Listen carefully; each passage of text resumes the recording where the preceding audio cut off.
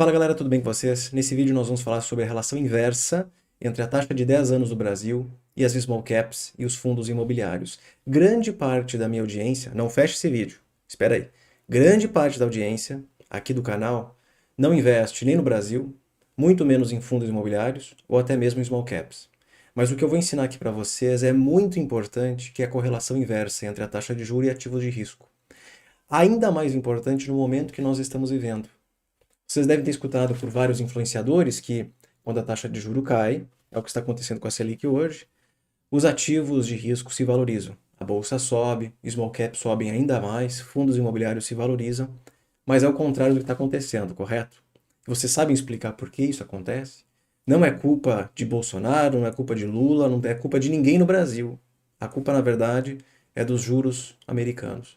Eu vou mostrar aqui para vocês o que está acontecendo lá fora, um momento impressionante da história da política monetária e da taxa de juros dos Estados Unidos, inclusive da renda fixa americana, e como isso vem contaminando o mercado brasileiro, e porque eu acho que se o juro lá fora continuar subindo, nós podemos ter uma correção muito grande dos FIIs aqui no Brasil, o que é ruim para quem já tem FIIs na carteira, deve ver alguma desvalorização dos seus ativos, mas é ótimo para quem está esperando alguma oportunidade no mercado brasileiro.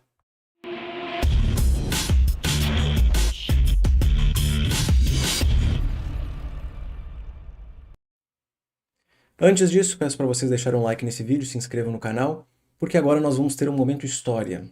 Vocês sabem o que aconteceu há mais ou menos 10 anos atrás no mercado americano? Eu preciso trazer um pouco do contexto histórico para explicar o movimento atual dos juros, dos yields dos Estados Unidos. Em maio de 2013, era uma vez, em maio de 2013, o presidente do Fed na época, era o Ben Bernanke, mudou drasticamente a comunicação da política monetária, a forma como eles se expressam, a forma como eles se comunicam com o mercado para o que eles pretendem fazer com o futuro da política monetária. E isso causou um caos no mercado americano. Só que como o mercado americano é importante para o mundo inteiro, isso gerou um caos nos ativos de risco do mundo inteiro. Juro longo subiu aqui no Brasil, o dólar se valorizou no mundo, países emergentes viram saída de capital, muita coisa importante aconteceu. E de lá para cá, nesses últimos 10 anos, o Fed implementou outras ferramentas de política monetária que pudessem abrir a comunicação, aumentar a transparência entre Fed e mercado. Porque eles perceberam que quanto mais intransparentes eles são, e quanto mais brusca é a mudança da política monetária, maior vai ser a reprecificação do mercado. Imagina o Powell aparecer hoje nos Estados Unidos e dizer, olha, nós vamos subir o juro em 200 basis points, em 2%. O mercado pira, porque não houve transparência, não houve proximidade com o mercado, não houve uma forma de você antecipar, o mercado não conseguiu se antecipar para um movimento tão grande assim. Enfim, nesses últimos anos, eles adaptaram a política monetária, principalmente no quesito comunicação. O que eu vou mostrar aqui para vocês é uma comparação entre esse momento que eu acabei de descrever, que ficou chamado como taper tantrum, onde o juro de 10 anos, e outros ativos também, mas nós não vamos comentar sobre eles nesse momento, os juros de 10 anos subiram de 1,6%, uma realidade muito diferente da atual, onde os juros estão quase todos eles acima de 5% nos Estados Unidos. O juro de 10 anos saiu de 1,6% para 2,99%, 3%, num espaço de 78 pregões, 127 dias ou 78 pregões. São 137 basis points, é bonito falar assim, né? 137 basis points de variação. Isso é pouco ou é muito? É muito. Justamente por isso que eu estou trazendo esse contexto histórico para vocês. Isso é muita coisa. Se nós pegarmos os últimos 78 pregões de hoje, desde dia 30, vamos arredondar aqui, ó, dia 3 de julho, o movimento dos juros americanos foi de mais ou menos 109 basis points. Aqui foram 137, vamos arredondar 140 e 110, faltam aí 30 basis points para em 2023 o mercado de bonds, o mercado de títulos, ter vivido a mesma coisa que viveu em 2013. Lembrando que aqui foi um desastre no mercado financeiro. Podem ali olhar gráficos de Ibovespa, de S&P 500, dólar, ouro, tudo isso se movimentou bastante naquela época. E nós estamos vivendo algo muito semelhante. O fato é que os juros de 10 anos estão subindo por vários motivos. Tanto porque o governo americano está gastando muito dinheiro, está emitindo muita dívida, está emitindo dívidas com vencimento bastante longo, 10, 20, 30 anos, e o mercado ainda se sente preocupado, ansioso com o futuro da economia dos Estados Unidos e também conflitos geopolíticos, para dizer está na hora de comprar títulos com longa duração. A inflação continua elevada lá fora, a economia mostra sinais de resiliência impressionante, e quanto mais resiliente e mais forte a atividade econômica, mais altos os juros futuros. É esse movimento que está acontecendo hoje. O que isso tem a ver com fundos imobiliários? Tem muita coisa. Infelizmente tem muita coisa. Ou felizmente, porque eu acho que grandes oportunidades podem surgir em breve. No gráfico da direita, nós temos a relação entre o juro de 10 anos americano, ó, 4,93 hoje, 4,93 hoje, então é a mesma coisa que isso aqui, desde o movimento aqui de julho, tá? Então, desde julho, é isso aqui que nós estamos vendo, só que nesse gráfico aqui.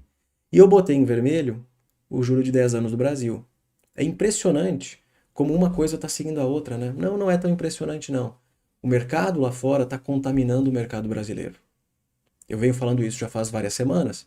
O juro lá fora está subindo, né? O de longo prazo está subindo, contaminando o nosso mercado e, inclusive, dificultando o trabalho do Bacen, do Banco Central Brasileiro, de daqui para frente cortar a taxa de juros. Fica muito difícil cortar a taxa de juros no Brasil enquanto o juro americano não para de subir.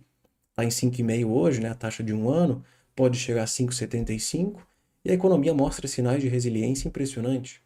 Em outras palavras, o mercado lá fora está espremendo o nosso Banco Central aqui no Brasil. Já que os juros de longo prazo estão subindo no nosso país, contaminados pela política, pelo juro lá fora, nós sabendo, que eu já ensinei isso no passado, sabendo que existe uma relação inversa entre taxa de juro longa no Brasil e ativos de risco, nós temos esse gráfico muito bacana de acompanhar, que é a relação entre o juro longo brasileiro, que é essa linha vermelha, o IFIX, que é o índice de fundos imobiliários, e o Small 11, que é a ETF. Eu poderia colocar inclusive o índice aqui para vocês, mas botei a ETF, de Small Caps do nosso país. E olha que interessante, eu vou pegar desde 2023, tá? E também contar um pouco da história do que aconteceu nesse mercado.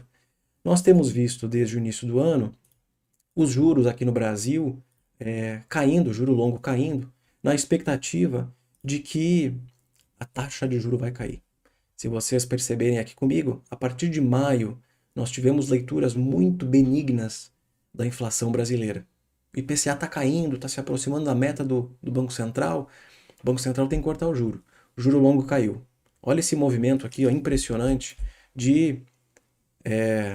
estamos falando aqui de 300 basis points. Tá? Ele caiu lá de 13,6% para 10,6%. São 300 basis points. O que aconteceu com os ativos de risco? Se valorizaram. Então, o IFIX, que está em laranja, subiu, vamos pegar daqui, ó, abril, tá? Subiu 33%. E as small caps subiram 32%. Pô, é bastante coisa, né? Sim, realmente é bastante coisa. A minha pergunta é, o que isso tem a ver? Se eu pegar a taxa de 10 anos do Brasil, que é essa linha vermelha, e inverter ela, fica mais fácil de perceber essa correlação inversa, e daí, como eu inverti o gráfico, não é mais inversa, né? Essa correlação inversa entre esses três ativos.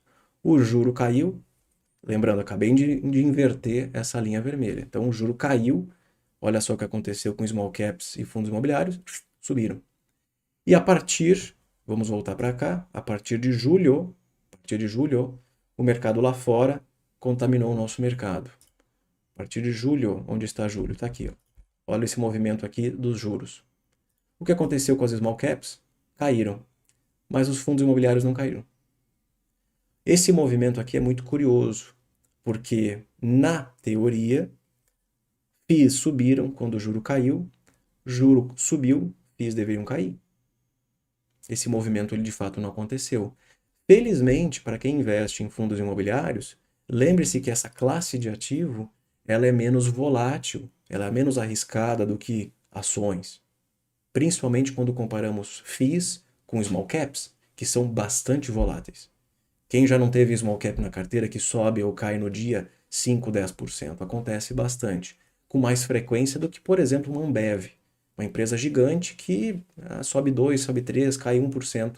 Os movimentos são bem menores, tendo em vista o tamanho da empresa, né? Então, small caps realmente são mais arriscadas, oferecem taxas de retorno impressionantes, mas são mais arriscadas. E FIIs, não tanto. FIIs são bem menos voláteis. Os FIIs não caíram, não acompanharam esse movimento lá fora. O meu objetivo aqui não é tentar prever o que vai acontecer com o mercado, porque não consigo fazer isso. Agora, existem duas saídas para o que está acontecendo nesse momento no mercado brasileiro. Primeira saída, os FIIs acompanham esse movimento técnico, juro americano contamina juro brasileiro faz os FIIs caírem. Quem tem FIIs na carteira vai provavelmente perceber uma desvalorização do capital, mas que não é o fim do mundo. Pode não ser o fim do mundo. Porque da mesma maneira que hoje o juro americano, em outras palavras, está contaminando os fundos imobiliários e small caps do Brasil, se o movimento lá fora se inverter, nós podemos ver uma recuperação desses ativos de risco. Juro longo americano cai, small caps sobem, fundos imobiliários sobem. Só que a gente não sabe quando isso vai acontecer. Os juros americanos podem continuar estressando. Hoje, o juro de 10 anos praticamente tocou 5%, falta muito pouco. Mas se de fato ultrapassar 5, 5,10, 5,20, o que seria um movimento ainda mais intenso do que esse aqui, que ficou inclusive conhecido na história, o mercado aqui dentro vai estressar. Assim como as ações, inclusive nos Estados Unidos, estão estressando. É só nós olharmos o movimento das small caps. Tenho aqui para vocês mostrar as small caps. Russell 2000, índice de small caps, seria o equivalente ao small 11 no Brasil. Small caps na mínima praticamente de 2020, 2021, 2020, pré-pandemia. Inclusive tem esse desenho aqui que eu gosto bastante do Russell. Vou colocar aqui no semanal que fica mais fácil de ver. Russell hoje a 1.730 pontos é o mesmo patamar do pré-pandemia. Um mercado realmente preocupado com o ambiente macro dos Estados Unidos. Mas vamos voltar para cá, porque o que realmente importa é isso aqui. Até porque nós estamos falando aqui sobre FIIs e small caps. Se o movimento lá fora ele continuar piorando, eu acho que FIIs precisam cair, pelo menos precificando esse ambiente hostil nos Estados Unidos. Mas isso abriria uma grande oportunidade de investimento. Eu posso ver de duas maneiras essa situação. Pode cair no curto prazo, como também pode abrir grandes oportunidades em breve. Qual seria a minha visão para quem é investidor de FIIs ou até mesmo de small caps nesse momento? Se você tem FIIs na carteira, assim como eu tenho 4 fundos imobiliários, RBRF, RVBI, BTCI e IRDM11. Eu mesmo comprei RBRF e RVBI no ano passado, porque eram FIIs que estavam muito depreciados em relação ao seu valor patrimonial. Essa é uma métrica muito importante para quem avalia fundos de fundos ou os FOFs. E o gap deles fechou em torno de 30%. Eles valiam 70%, 75%, 80% do valor patrimonial. Esse gap foi fechado no início de agosto, foi quando nós vimos o fim do rally do mercado de FIIs e de small caps no Brasil, dia 8 de agosto, inclusive. Foi o dia que esses dois FIIs que eu mencionei estavam valendo acima do seu valor patrimonial. Então deu para ganhar pelo menos uns 30% em cada um deles. Qual poderia ser a minha estratégia nesse momento? Vender? Zerar? Não, talvez não, porque eu tenho que pagar imposto de renda. Quem sabe não alocar os meus dividendos?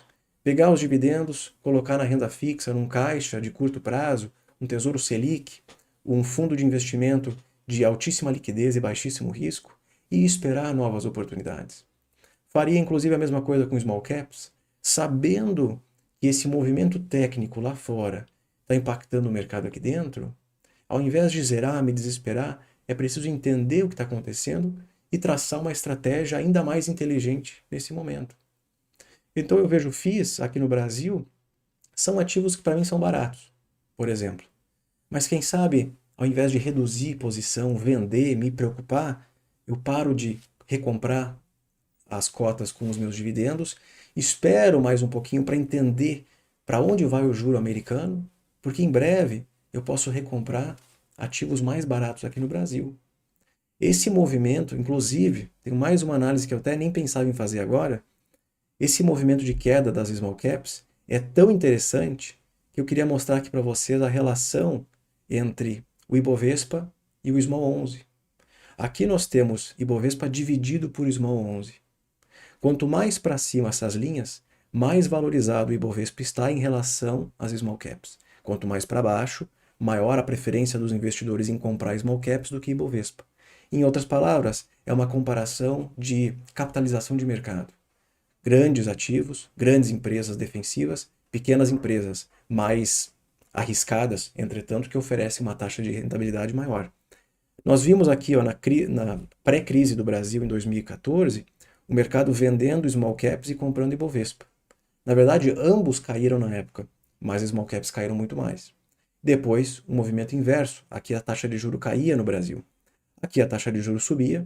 E recentemente, até comentei com os membros, tá, que existiam grandes oportunidades de ganho nas small caps brasileiras. Inclusive, eu fiz uma operação de compra do Small 11 para rentabilizar meu capital no curto prazo, porque esse movimento aqui é técnico. Eu não peguei essa informação do nada e disse estou comprando porque eu acho que vai subir. Ia subir. Taxa de juros no Brasil caindo, movimento técnico. Lá fora, o juro americano não estava contaminando o nosso mercado. Deu para comprar Small 11 e ganhar um pouquinho de dinheiro. Olha como o mercado se inverteu com rapidez nesses últimos meses. Aqui foi o movimento de queda, ó, esse movimento aqui ó, de alta do Small 11 e queda do juro. E esse movimento que fez esse U, então vocês estão vendo aqui, né, esse U nesse gráfico, é o inverso. O juro americano impactando o brasileiro, small cap se depreciando e Bovespa subindo. Em breve, esse gráfico vai fazer topo de novo. Tudo vai depender do juro americano. E aí eu acho que abrirá mais uma grande oportunidade de investimento aqui no Brasil, em small caps, para quem acompanha esse setor, e também os índices, por exemplo, os títulos atrelados à inflação no nosso país. Confesso para vocês que é uma análise bem interessante, intrigante de como o mercado funciona. Os influenciadores não estavam errados quando eles disseram que quando o juro cai, o mercado de renda variável se valoriza. Não estavam errados, não. Entretanto, é um movimento técnico que nenhum de nós esperava que aconteceria em 2023. Quem diria no início desse ano que o juro americano ia bater 5% e que isso ia contaminar o nosso mercado? Ninguém. Absolutamente ninguém. Pelo menos eu não conheço. Se vocês conhecem, por favor, deixe ali o arroba nos comentários desse vídeo. Isso aqui eu vejo como uma grande oportunidade de investimento. Os small caps estão caindo, os FIIs ainda não estão caindo, pode ser que caiam, podem ser que acompanhem o mercado lá, de small caps, né? Esse movimento técnico. Eu vejo isso como grandes oportunidades, certo? Muito obrigado, deixe o like de vocês nesse vídeo, inscreva-se no canal e até mais.